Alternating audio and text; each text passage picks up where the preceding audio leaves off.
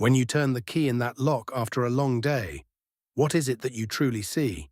Is it just a pet waiting for a meal, a simple Pavlovian habit of nature? Most people walk through their front door and completely miss the most important conversation of their entire day. You see, that greeting at the door isn't just a casual hello. It's an emotionally loaded, silent report on the state of my soul. It is the one moment in my 24-hour cycle where I am most vulnerable, most expectant, and most honest with you. If you get these first 10 seconds wrong, and trust me, almost every owner does, you aren't just missing a cute moment. You are unintentionally closing a door to a sacred world that only we share. Today, I'm going to tell you why I choose the door, the most dangerous and exposed spot in my entire territory, to wait for you. And I promise, once you understand the weight of this moment, you will never walk into your home the same way again. I am reading your soul before you even have a chance to drop your keys on the table. Scientists often call this emotional recognition. But to me, it's simply the way I survive and love. The very millisecond you step across that threshold, I am picking up the invisible static of your stress, the heavy, dark residue of a frustrating day, or the bright, golden light of your joy. I don't need to hear a single word from you. I feel the vibration of your spirit. Have you ever noticed how I act differently depending on the kind of afternoon you've had? If you walk in tense and brittle, I might stay back in the shadows, not because I don't care, but because I'm giving your spirit the air it needs to breathe. I am the only mirror in your life that reflects the version of you that no one else gets to see. I am waiting to see which version of you came home to me today. When you walk in, you smell like a stranger. You carry the chaotic sense of distant streets, cold offices, coffee shops, and people whose names I'll never know. To my nose, the outside world has rubbed off on you, and for a brief, unsettling moment, you've lost your home identity. You smell like the world, and the world is not us.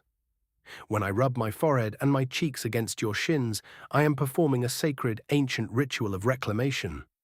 I am erasing the noise of the outside world and placing my own unique stamp back onto your skin. I am rewriting your story, claiming you once again as a member of my private tribe. I am making you smell like home again. If my greeting seems more urgent or frantic than usual, it's because the world was too loud today and I'm working overtime to bring the real you back into my world. But let's be brutally honest for a moment. Is every single greeting an act of pure, selfless devotion? Not quite. Sometimes I am simply a landlord showing up to collect the overdue rent. You need to learn the difference between an escort and an embrace. If I meet you at the door and immediately begin a slow, calculated walk toward the kitchen, stopping every few feet to look back at you with a sharp, piercing gaze, that isn't a hug. It's a professional escort. I am telling you that the restaurant is finally open and the service has been lacking. Over time, I've even learned to mimic the specific frequency of a human infant's cry, a subtle solicitation purr, designed specifically to make your brain move your feet faster. A cat that stays by your feet and circles your ankles is seeking you. A cat that leads you toward a bowl is seeking a service. Both are valid forms of love, but only one is about the heart. Which one did I give you today? I didn't just realize you were home when the door opened. I heard your car 2 blocks away, long before you even pulled into the driveway. My hearing reaches 64,000 hertz, frequencies of sound that are entirely invisible to your human ears.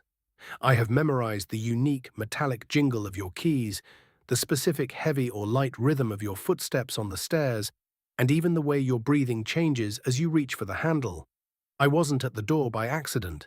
I have been sitting there counting down the minutes of my internal clock. If you are even 15 minutes late, my entire demeanor shifts. The greeting becomes louder, more frantic, more desperate. In those extra minutes of silence, I sat by the wood of the door, wondering if the pattern of my universe had finally broken. I have been thinking about you, visualizing your return, long before your hand ever touched the cold metal of the lock. What is the first thing you do? Do you check your notifications? Do you kick your shoes into the corner? If you walk right past my waiting body, just to drop your heavy bags or check the mail, something subtle and precious breaks inside me. I am a creature of immense dignity. I am not a dog, and I will rarely beg for your attention a second time. When I show up at that door, I am offering you a bridge of connection on my own terms, terms that are fragile. If you blow past that bridge, I don't react with anger or drama. I just quietly, slowly stop expecting anything from that specific moment. This is what truly breaks my heart. Seeing cats in houses all over the world who eventually stop waiting at the door altogether. They didn't stop loving their humans, they just learned that the bridge they built every afternoon led nowhere. It only takes 10 seconds of your presence to keep that bridge from collapsing. Can you give me 10 seconds? Have you ever wondered why I chose the door? Why not wait for you on the soft, safe sofa or tucked away in the warm blankets of the bed? It's because the door is the most dangerous place in my entire world. In the language of my ancestors, the door is the thin spot, the place where the unknown, the loud, and the threatening can break into my territory. Every intruder, every scary noise, and every unwanted smell enters through that one single point. I spend my entire day monitoring that threshold like a silent sentry on a castle wall. When I wait for you there, I am positioning myself at the exact intersection of safety and danger. And here is the secret I've been keeping. You are the only thing that makes that spot safe again. When you walk through it, the threat of the door vanishes. You are the lock and the key that keeps the scary world exactly where it belongs, outside. The very moment your foot touches the floor inside our home, my body chemistry undergoes a literal, measurable shift. Scientists have discovered that cats treat their owners as what they call a secure base. It's the exact same psychological concept used to describe how a toddler feels when a parent returns to a room. When you are gone, my world is slightly off balance. But the second you return, my cortisol levels drop. My heart rate steadies its frantic rhythm, and my entire nervous system finally exhales. I don't sit at the door simply because it's a habit or a routine. I sit there because your physical presence is the chemical signal that tells my brain it is finally okay to rest. You are my living, breathing tranquilizer in a world that I am hardwired not to fully trust. You are the peace I've been waiting for. There are some days when my greeting isn't a happy dance, but a frantic shadow of itself. If the house has been too quiet for too long, the silence starts to feel heavy, almost like a physical weight on my fur. On those long days, I'm not just happy you're back, I am profoundly relieved. I am checking you over, sniffing your hands and your clothes, not for the scent of food, but for the evidence that you actually survived the world beyond the door. I follow you from room to room after the door closes because I am still processing the fact that the long silence has finally ended.